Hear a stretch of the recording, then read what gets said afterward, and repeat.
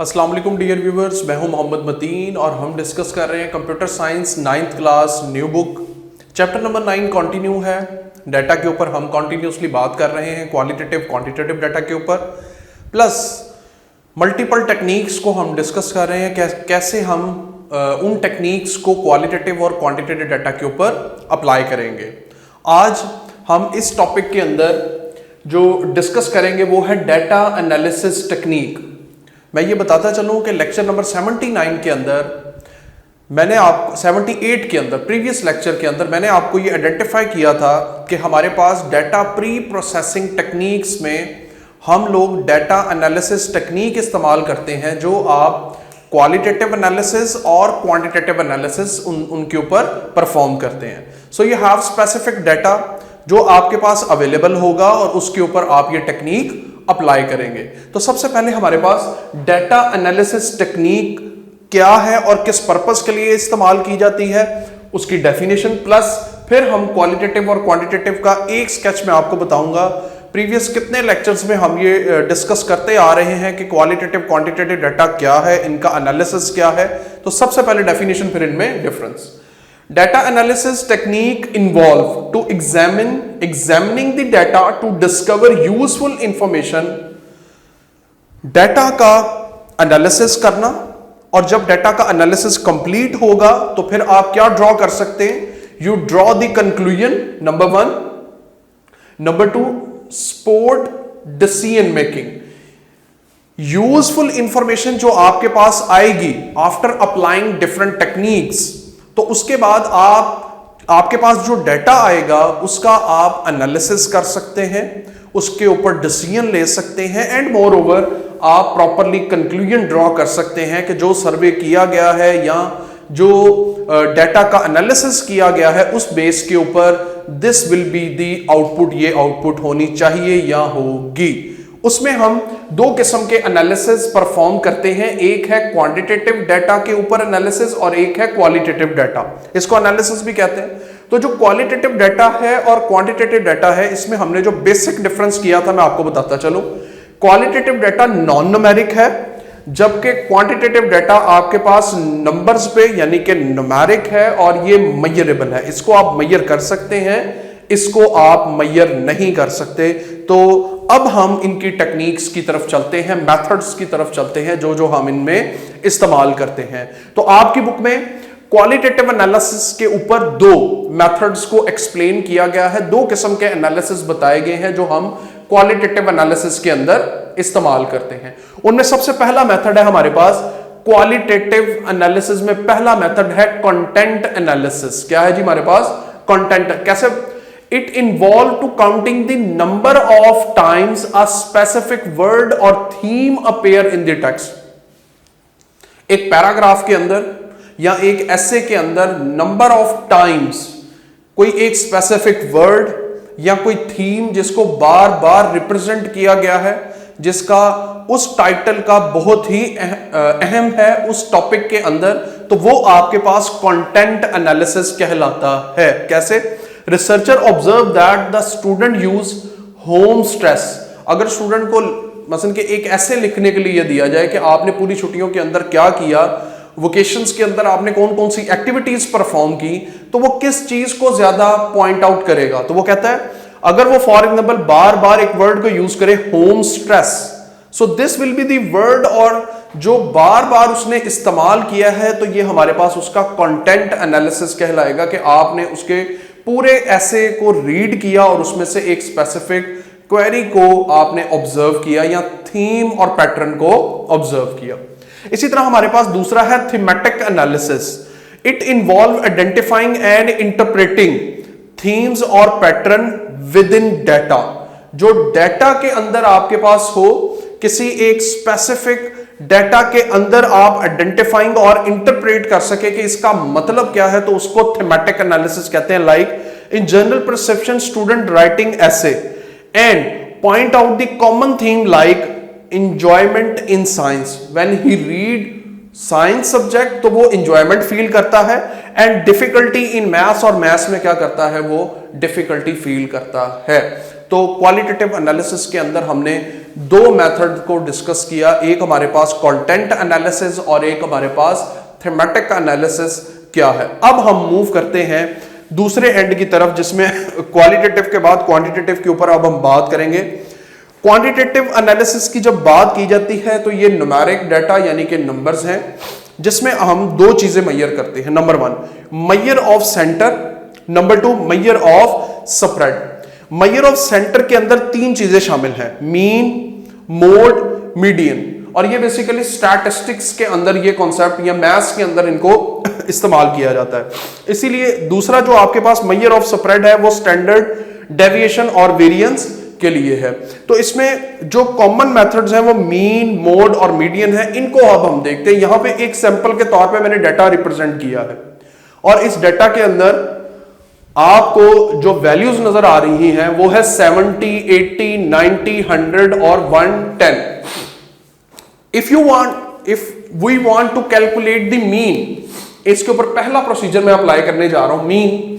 तो मीन कैसे कैलकुलेट किया जाता है? मीन का बड़ा सिंपल सा फार्मूला है जी, कि आपने इन सब वैल्यूज को प्लस करना है, और जितनी वैल्यूज है उनको आपने उसी नंबर पे डिवाइड कर देना है। लाइक फॉर एग्जांपल ये वैल्यूज है, और इसको डिवाइड करेंगे किससे? 5 से।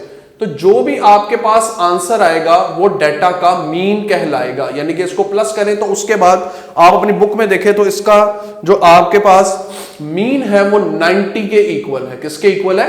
90 के इक्वल है। उसके बाद दूसरा मेथड जो आपकी बुक में है वो है मोड। के मोड किसे कहते हैं? मोड कहते हैं जब आप ये पॉइंट आउट करते हैं कि वैल्यू कितनी दफा एक डाटा के अंदर कितनी दफा एक वैल्यू रिपीट हो रही है। जैसा कि अगर मैं यहां पे डाटा रिप्रेजेंट करता हूं और डाटा में मैं वैल्यूज लिखता हूं 70, 80, 90, 100 और फिर मैं लिखता हूं 110, तो हमारे पास यहां पे मोड क्या होगा? मोड पॉइंट आउट करने के लिए द मोस्ट रिपीटेड वैल्यू, जो यहां पे मोस्ट रिपीटेड वैल्यू होगी उसको आप कहेंगे the mode of data. Data का क्या कहलाएगा? वो मोड कहलाएगा। तो यहां पे जो मोस्ट रिपीटेड वैल्यू है वो क्या है? 90 है। वो एक से ज्यादा वैल्यूज भी हो सकती हैं। अगर कोई दो और वैल्यूज हैं जो आपके पास दो या दो से ज्यादा, लेकिन मैक्सिमम नंबर ऑफ टाइम्स आपने देखना है, तो यहां पे ज्यादा जो रेपिटेशन में आ रहा है वो 90 है, तो एक ही वैल्यू है उसको आपने पॉइंट आउट कर देना है। तीसरा जो कॉन्सेप्ट इस्तेमाल किया जाता है उसे कहा जाता है मीडियन। कि मीडियन हमारे पास क्या है, और मीडियन कैलकुलेट करने का तरीका ये है। अगर मैं इसी डाटा को, ऊपर वाले डाटा को इस्तेमाल करूं जिसमें हमारे पास वैल्यू लिखी है, मैं दोबारा इसको राइट करता हूं, 70, 80, 90, 100 एंड देन 110, ये मैं अगर वैल्यू लिखता हूं, so how we can calculate the median?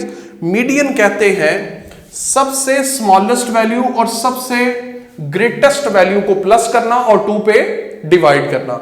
जो सबसे स्मॉलेस्ट वैल्यू है उसको x मिन से मेंशन करते हैं, और जो सबसे ग्रेटेस्ट वैल्यू है उसको x मैक्स से मेंशन करते हैं। सो हमारे पास फार्मूला क्या होगा मीडियन का? अगर मैं यहां पे अप्लाई करूं तो हमारे पास फार्मूला होगा x मैक्सिमम प्लस x मिन, और उसको आप डिवाइड करेंगे किसके ऊपर?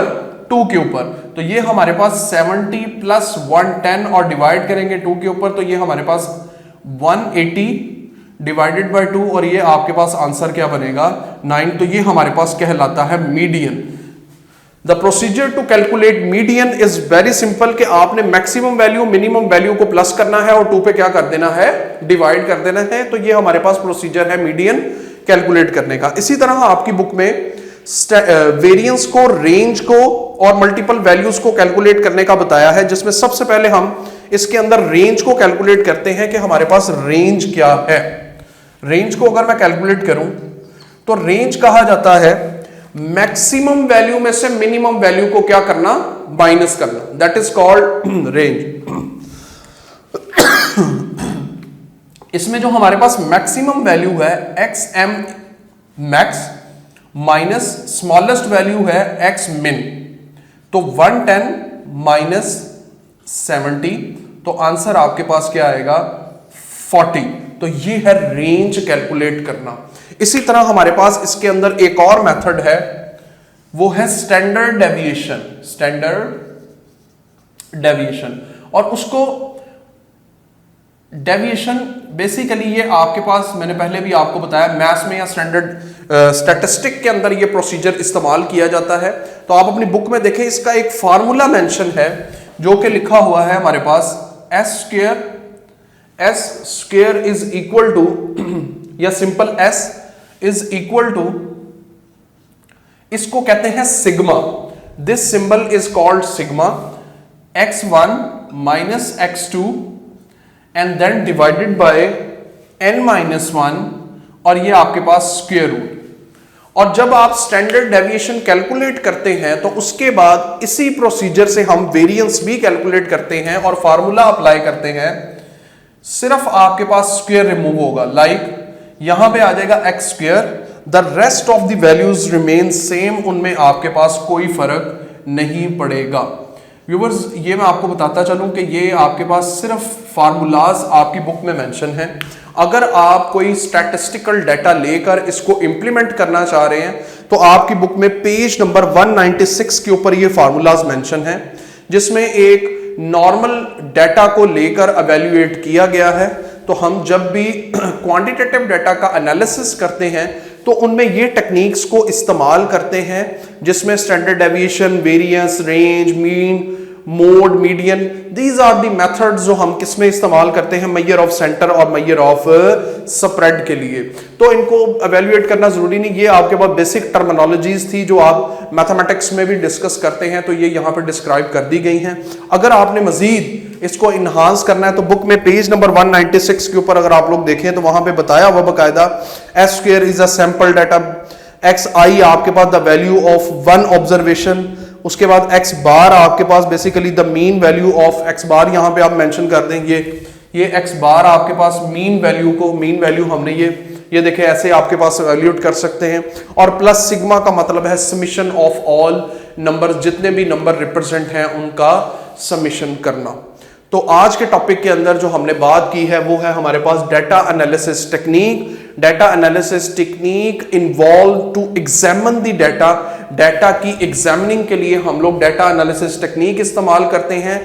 And once you analyze the data you must conclude, draw result, आप कंक्लूड कर सकते हैं, ड्रॉ रिजल्ट्स कर सकते हैं, प्लस उसमें जितने भी आप डिसीजंस हैं वो आपको सपोर्ट करेंगे, फिर उस डाटा को लेके आप उसको सपोर्ट कर सकते हैं अपने डिसीजन को।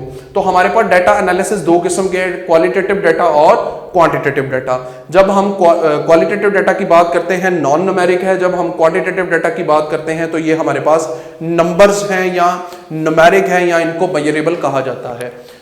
क्वालिटेटिव एनालिसिस के अंदर हमने दो एनालिसिस पढ़े, content analysis, thematic analysis. Content analysis के अंदर counting the number of times specific word, कितनी दफा इस्तेमाल किया जा रहा है, वो हमारे पास कंटेंट एनालिसिस है। इसी तरह थीमेटिक एनालिसिस है कि आप आइडेंटिफाइंग और इंटरप्रेट करते हैं किसी भी पैटर्न को जो आपके पास एक सिंपल पैराग्राफ या एक बुक के अंदर बार बार इस्तेमाल किया गया है या एक आर्टिकल के अंदर बार बार इस्तेमाल किया गया है, तो वो आपके पास थीमेटिक एनालिसिस कहलाता है। उसके बाद हमारे पास क्वालिटेटिव एनालिसिस है। क्वालिटेटिव जो हमारे पास एनालिसिस मेथड्स हैं वो दो बेसिकली हैं, जिसमें मेजरिंग दी सेंटर है और मेजरिंग दी स्प्रेड है।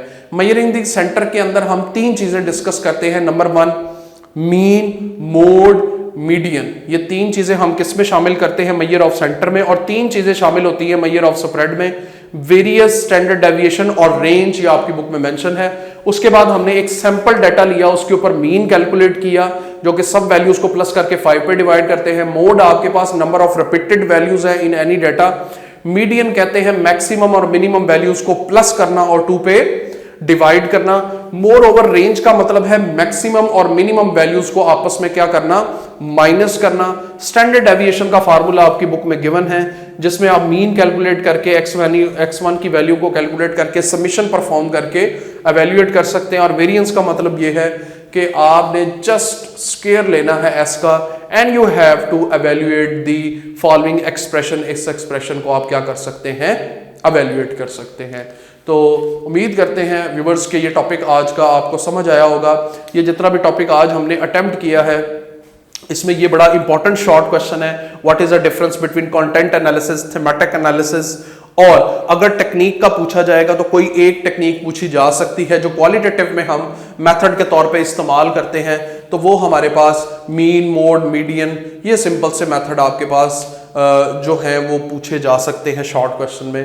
तो आज का जो बेसिक हमारा टॉपिक था उसमें दो चीज़ें, क्वालिटेटिव एनालिसिस और क्वांटिटेटिव एनालिसिस के ऊपर हमने ज़्यादा डिटेल से बात की है। तो इंशाल्लाह नेक्स्ट टॉपिक के साथ आपकी खिदमत में हाजिर होंगे। टिल देन अस्सलाम वालेकुम।